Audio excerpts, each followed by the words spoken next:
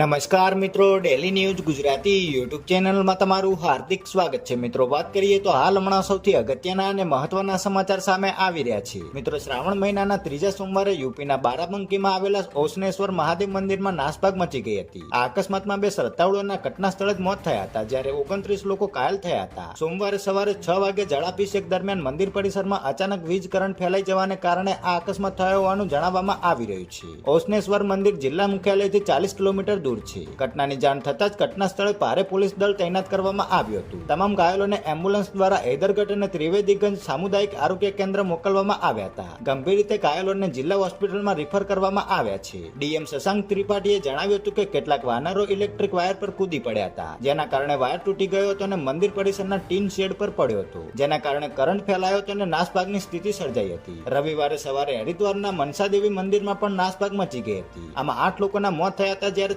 30થી વધુ લોકો ઘાયલ થયા હતા.